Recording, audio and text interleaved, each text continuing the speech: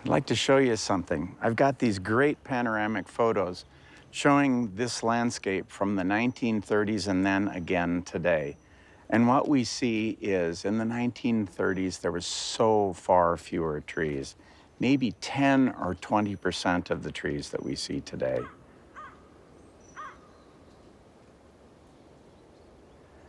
And why did that happen? The small and medium-sized fires were really frequent on this landscape, and they played an incredibly important role. They're burning up dead wood and thinning out trees. You had this patchwork of burned and recovering and forested area.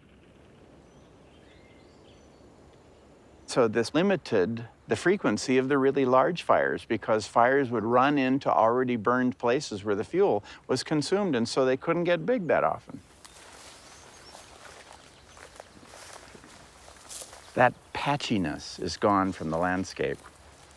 During that period of 100 years when we kept fire out of the woods, all sorts of trees of different sizes and species, from seedlings and saplings to small poles, they filled in the spaces between the big trees and they created what we call a fuel ladder.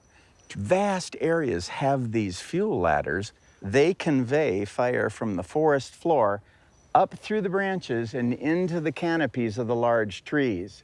Now you add a continuous puff of wind to that, and that wildfire can spread through the canopy for hectare after hectare after hectare.